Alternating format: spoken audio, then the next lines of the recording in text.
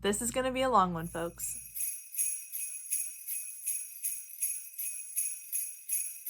Hi everyone, my name is Julie. This is Keep Calm with Books and Coffee. I talk about books of all varieties, mostly with magic on this channel. And if you would like to see me again, go ahead and like, comment, and subscribe. That really helps my channel out. But today we are going to be talking about all the books that I read in December. This is a pretty big wrap up for me. I probably should have done a mid-month wrap up, but I didn't do that. So grab your favorite beverage, grab a snack, settle in, because this is going to be a long one. I'm going to do my best to separate this into parts so that it's as organized as possible. But yeah, let's jump into it. So we're going to start off with just a couple of stats. The first is the breakdown of the 15 things that I read this month. I read 2 physically, 8 on audio, 2 ebooks, and I DNF'd 3 things. And then if you're interested in my TBR progress, this month is probably the biggest dip in that I started at 116 unread physical books on my shelf and I ended it at 105. So I'm very pleased with that progress. So we got as close as possible to less than 100 books on that physical TBR shelf by the end of the year. So I'm very excited to start out the year at that number. So let's jump into the wrap up. So I'm going to start with my holiday reads. Most of these were included in my holiday romance reading vlog. So if you are interested in that, go ahead and check that out. I will have that linked up below, up there and down below. Well, it'll be somewhere. And so I'm going to move through these pretty quickly. The first is The Mistletoe Motive by Chloe Leese. This was a reread for me. In this, we're following 2 workers at a bookstore and they receive the news that the bookstore isn't doing well. So they make a pact in order to see who can sell the most, and who sells the most gets to stay. And of course, some sparks fly. It's a hate to love with a you've got mail element, and this hits all the right buttons for me. I absolutely loved it. I gave it 5 stars last year, and the reread was just as much fun. There are a few things I think I could nitpick about this on reread, but overall I really enjoyed it and had a really good time rereading it. I just love Chloe Leese's writing, and for me it works really, really well. Next up was Amore Actually, which is by a bunch of different authors. It is a short story collection. I think it's edited by Adriana Herrera, but I could be incorrect about that. She is one of the authors that's in this collection, but overall, this is a short story collection by Latinx authors, and this has a little bit of everything in it, and we're following different couples as they, get together leading up to the holidays. But then there is a little bit of something for everybody. There's a bunch of different tropes, there's a bunch of different setups for everyone. There's queer couples as well as straight couples. There's just a bunch of different things in here, and it can hit for a lot of different people. This was fun, but overall it's about a 3-star for me. With short story collections, you kind of get that some are really good and some are not for you, or maybe aren't written the way you want them to be. And that's this was a few more like not hits for me than it was hits. I skipped a couple of stories, but overall it was fun. It was cute. I did enjoy a few of the stories, and I wouldn't not recommend it.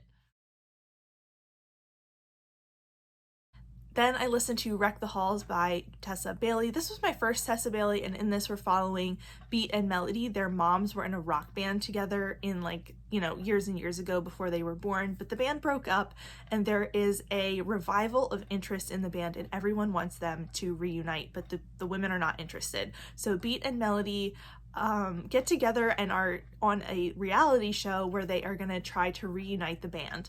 And this sounded like such a fun concept. Like, it sounded like so cute and fun, and it just really felt flat for me. I talked about this in the vlog that there was just so many things that didn't work for me. It was a sort of mediocre storyline, and then there were a few things that got under my skin, specifically just how frustrating I found Beat and also just how this sort of relationship didn't have any history to it. They meet after they have only previously met once for about 5 minutes, and then they meet up again and they are still thinking about this interaction from 14 years ago. Like, they're in their late 20s, early 30s, and they're still thinking about this teenage interaction. And the way they fell into like friendship and eventually like romance just felt like it needed a bigger foundation than that. It felt like it needed a bigger like back history than what they had, so it just like kind of didn't come together for me, and I didn't love this. Then Love in Winter Wonderland by Abiola Bello was one that wasn't included in my romance vlog, but I did read it for the Eras Readathon. And in this, we are following Trey and Ariel. Trey is the son of the owner of a historically Black-owned bookstore in London, and he finds out that this bookstore is failing. It's not meeting up against the competition of new, flashier bookstores that are chain-owned that are coming in. And Trey figures this out, and he decides to help out with, saving the bookstore and using all of his skills to try and do that. Ariel is trying to save money to go to college or like further her schooling in the next year. So she gets a job at the bookstore and tries to help them out through the holiday season. And some sparks fly. This is YA. It has a lot of drama in it, and I do think there are some things that I like. I think this is going to end up being like a 3.5, maybe a 3 in the ratings, because as much as I thought it was cute, the longer I've thought about it, there's a few things that I would like to like just kind of change about this book. Like, Ariel was such a well fleshed out character. I really loved her. She had a lot of layers. She was thoughtful, and she felt like a real teen in the way she struggled and dealt with things. Trey did too, but he definitely wasn't as fleshed out as Ariel, and his indecision and sort of immaturity started to grate on me after a little bit. So Ariel was immature in a realistic way. Trey was sort of a just frustrating way. So I think his character just needed a little more polishing up so that you were like endeared to him as well as Ariel. Because the longer I'm away from this book, the more I'm sort of like, I liked this, but Trey needed some work. I also did not remember to mention, or didn't think about mentioning in my vlog, that there is some pretty serious, I would say, serious trigger warnings for eating disorders for this book. Ariel talks about this a lot throughout the book, and there is some on-page struggle with that. So if that is a trigger for you, definitely check that out. But it is something that was, mentioned throughout the book. Overall, this was cute and fun, and I did enjoy it, but the longer I'm away with it, the more squabbles I have with it. But I still liked it and still had a fun time. A few more things I'm going to try to move through pretty quickly are the books that I read for my Illumicrate reading vlog that I posted here at the end of the month. The first is The Luminaries by Susan Dennard. This is the first book in the Luminaries series. In this, we're following Winnie Wednesday, whose family has been exiled from the Hunter Luminary group that she is a part of. This like secret group that keeps the world safe from nightmare creatures that come out of the forest, and her family has been exiled because her father betrayed the Luminaries, and she is struggling to kind of find her place in the world. She doesn't know what she wants to do, but she's turning 16, so she figures out a way she can enter the hunter trials and sort of become a hunter again, despite this like exile that's happening. But she has to survive the forest first. So that's where this story kicks off. I absolutely loved this. I loved it to bits. It's all the things I still love about YA fantasy. It's paranormally, it's a little drama-y, it's a little fun. Like, Winnie isn't perfect. She isn't necessarily like the chosen one or anything. She goes through a lot of difficult stuff, and she's struggling with all of it and figuring out how she's going to deal with it. It's fun. It has a little bit of romance in it. It has some friendship in it, which all of these things are fun, but it also has twists and turns and a lot of really cool creatures as well. So this was definitely a fun time for me. I also read God Killer by Hannah Canner for that vlog, and in this we're following Kissin, who is a god killer. She hates gods ever since her family was attempted to be sacrificed to the gods, and she was able to survive. Years later, she kills minor gods because they are outlawed in her kingdom, and when she comes across a young noble girl who is attached to a god that she can't kill, she goes on a journey to try and figure out how to separate them, and they also run into some other characters along the way, including a knight who is on a secret mission from the king.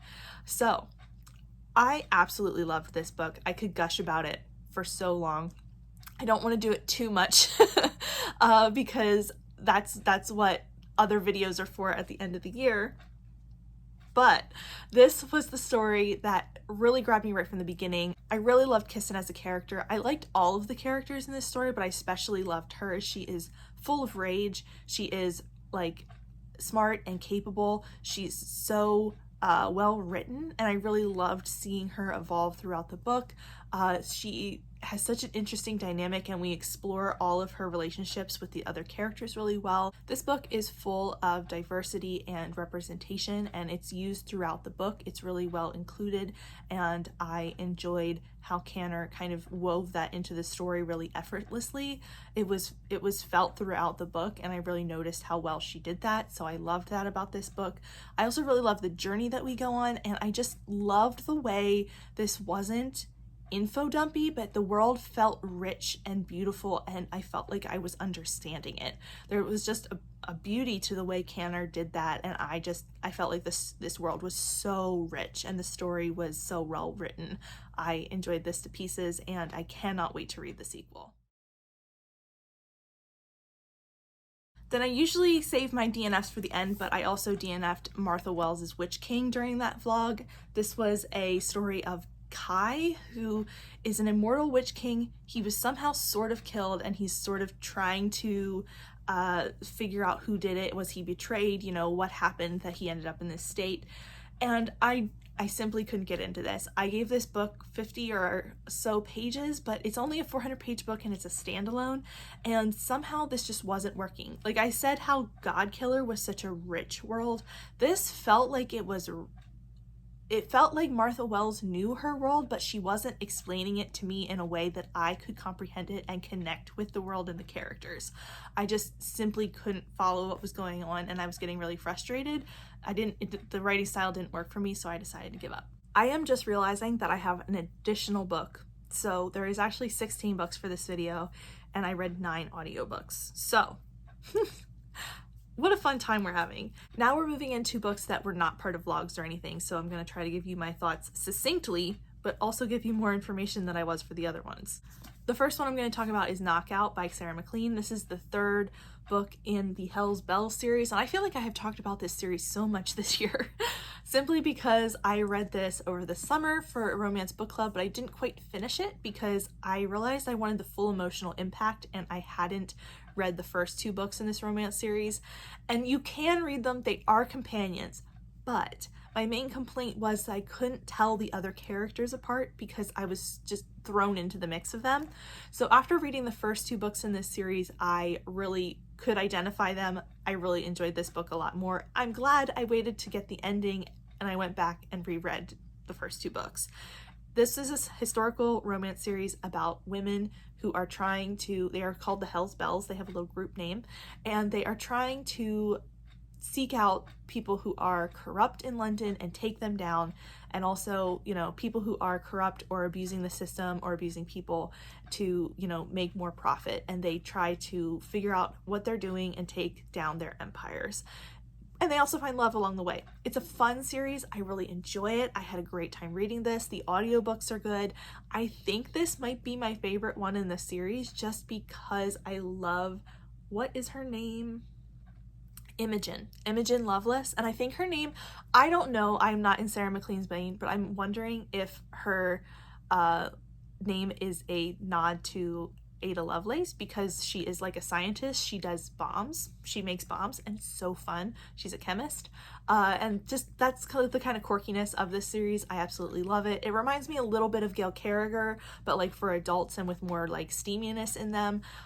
I loved this book. I loved this series. It's super fun, and I can't wait for the 4th one because, you know, I'm interested to see how the 4th one turns out because so the Bare Knuckle Bastard series is also by Sarah MacLean, which I read this year, and I gave the 3rd and final book in that series a 1 star. I'm thinking about going back and trying it again because I'm wondering if I just wasn't in the right mood for it. I have some legitimate complaints, but I'm also wondering if maybe it was a me problem because I'm really hoping that the 4th book and final book in this series doesn't do that to me, but we'll see what happens. Then I also read Daisy Jones and the Six by Taylor Jenkins Reid this month for the first time.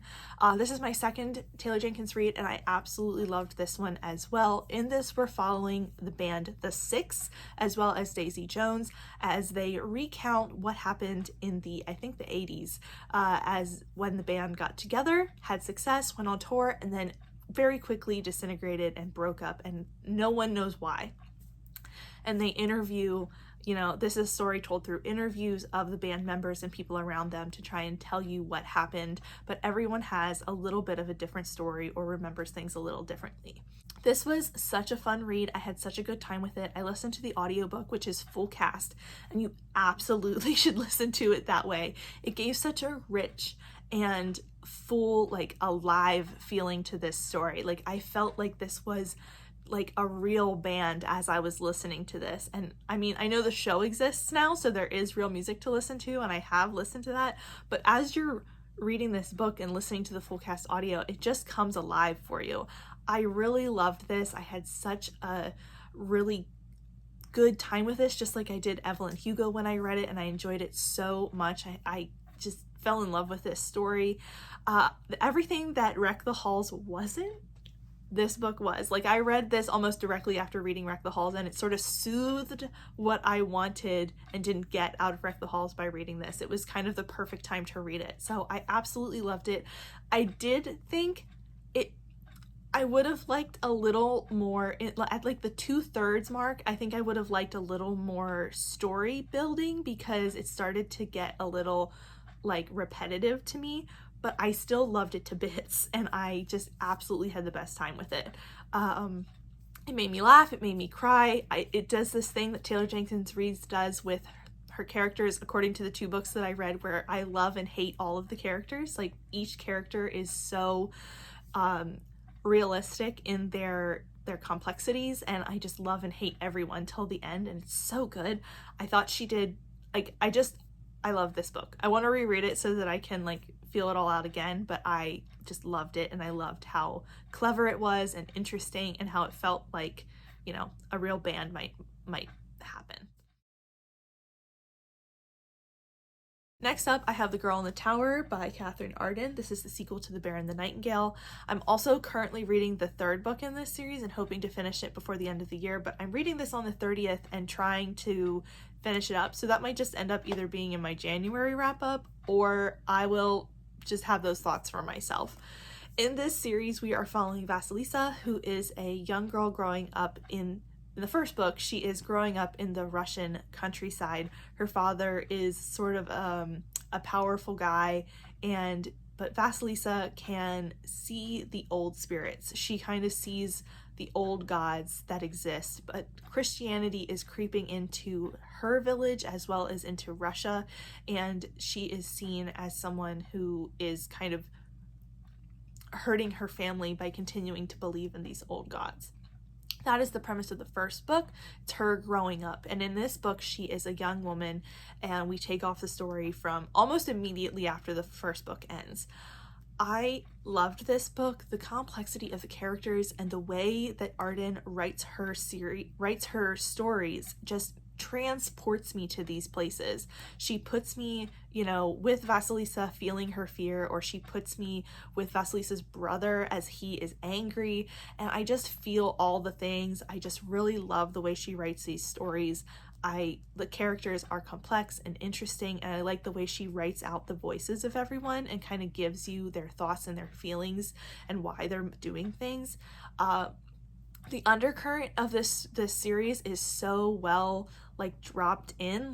Each book has had a really interesting arc and an individual villain, but there's also this sinister undertone to everything, and I also really love the sprinkle of romance that we're getting in here. It's just so good. I love it so much. The mythology is so wonderfully done, and I have enjoyed them so much. I don't have much else to say. I honestly didn't realize what a good reading month I had until I'm doing this wrap up, and I realized how many good books I read, because the next thing I read was Bookshops and Bone Dust by Travis Baldree. This is the prequel to Legends and Lattes, but I would honestly still recommend you read Legends and Lattes first, because In this book, we get to know Viv, but I just felt like I was already at home in this book knowing Viv because I read Legends and Lattes. Like the epilogue is going to spoil a little bit of Legends and Lattes for you, so I still recommend you read Legends and Lattes first. In this, we're following Viv, who is an orc, and she is young in this. So instead of at the end of her career, we're at the very start. And she gets injured and ends up staying at a seaside town. And through her recovery, she starts to make friends in the town, as well as sort of uncover something that could be a danger to the town. I absolutely loved this. It was so sweet and cute and fun. There's not a ton of plot to it. I think there's more plot to it than there was in Legends and Lattes, in my opinion. It's just as cozy and fun, and I really loved all the characters. It's a little bit sad with everything, but this was kind of the perfect, like, post-Christmas cozied up read for me. It just was perfect. I loved it. Travis Baldree is a great narrator for the audiobook, and this made me so, like, happy sad. Like, it was just a great little story, and I really had fun with it. I also reread Kill the Queen by Jennifer Estep this month. This was a buddy read that me and a friend are going to go through the trilogy of this series so that we can jump into the sequel series. This is the story of Everly, who is 17th in line to the throne, but she very quickly becomes the last remaining heir to the throne after the crown princess murders her mother as well as everyone else she can in order to take over the throne and have no threat to her. Everly survives and joins a gladiator troupe where she trains and tries to keep herself a secret, but when she realizes that her cousin, who is the now queen, is going to use her position to take the kingdom into war, she decides she has to go back and try and stop her. This is such a fun series.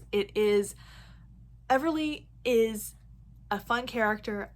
I really can't say anything except that this book is a fun ride. It's a roller coaster. It has a little bit of everything. It has the gladiator troupe, which is a lot of action, as well as some, politics going on because of Everly knowing what's, trying to vie for the throne, as well as a little bit of romance thrown in, and it's angsty and fun, and Everly is smart, and she's smart and she's dumb, but I love her anyway, and this is just overall a really fun roller coaster of a ride.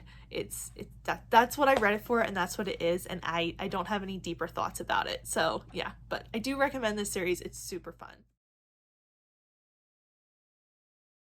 Then I have two graphic novels to talk about. The first is Sheets by Brenna Thumler, I think. This is the story of a little ghost who makes his way from Ghostland back to the living world, as well as a 14-year-old girl? A young girl who's recently lost her mother and is trying to help keep her family afloat. The art style of this is pretty cute. It's pretty muted, and it's a little sad because the story is sad. Like, the colors and everything indicate sadness.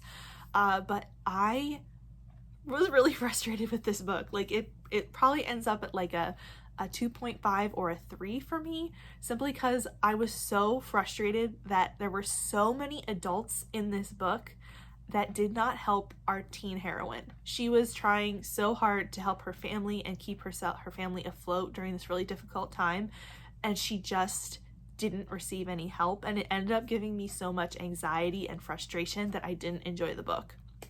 And I know that's probably like part of the story, that was part of the point, but I expected to go in being like, this is gonna be like a little sad but also like a fun time. Maybe not a fun time, but it's gonna be a little sad, but I'm also gonna enjoy this, and it's gonna be warm and like heartfelt, and I didn't get any of those feelings. I was just sad and frustrated. So I don't know if it just didn't work for me, but it wasn't for me.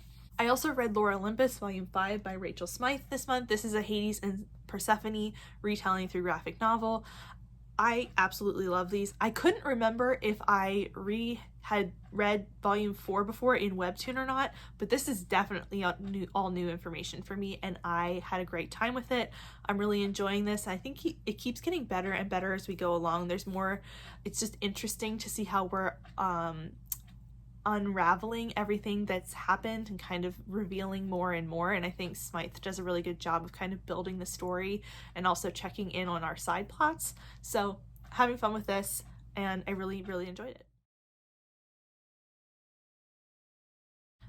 Next up, we have Three Holidays and a Wedding by Uzma Jalaluddin and Marissa Stapley, and I apologize if I butchered that last name, because this was a DNF for me, because it's the story of a bunch of people who are on a flight, and the flight experiences a lot of turbulence, and they end up having to land and stay at a hotel together. But during the turbulence, a lot of people had confessed things, and there was some secrets unveiled, and now everyone has to deal with the fallout of that. It takes place over when Ramadan, Christmas, and Hanukkah all happened at the same time in 2000.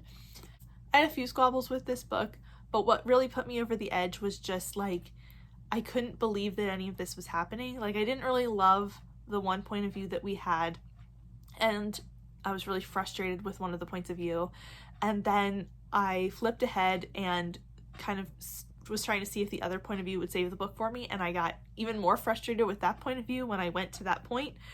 And also just, it was sort of ridiculous. Like, at one point when they're trying to take off in the airplane, one of the characters does like 6 or 7 things in a row that she has to apologize for, and it just started to get, I just didn't like it. I didn't like it, and I didn't want to read it, so I gave up.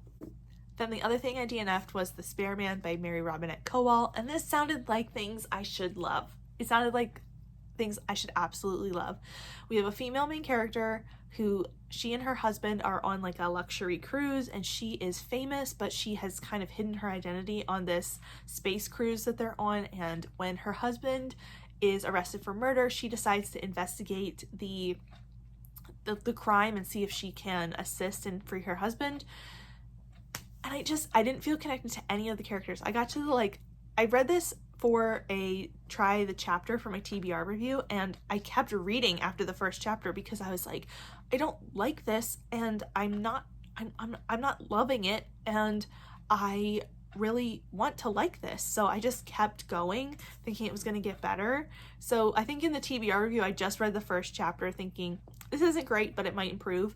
And then I kind of, after the video was done, I kept reading because I was like, what did I actually like this? What was going on with it? And I decided to DNF it because I just couldn't connect with any of the characters, and it just seemed so fluffy. Like, there was no substance to it. It just felt like we were getting the bare details of everything to float along on the story, and I didn't like it. But we have reached the end. If you have reached this point, thank you so much for watching, because this is going to be a long one. But I had so much fun reading this month. I read an amazing amount of things. I don't know where I'm going to put all this stuff on my shelves because I don't know if you can tell, but my shelves are a mess right now. I'm going to be reorganizing them this weekend. It's going to be a big project, and I'm dreading it a little bit, but I'm also excited to have better organized shelves. But that is it for me today. Thank you so much for watching. If you have any thoughts or feelings, or if you've read any of these books and you want to chat with me down below, I would love to do that, so please let me know. If you aren't feeling chatty and you just want to, say hello, but you don't have anything to add, just leave me a star emoji for the end of the year, turning over to 2024. Thank you so much for watching, and I will see you next time. Bye!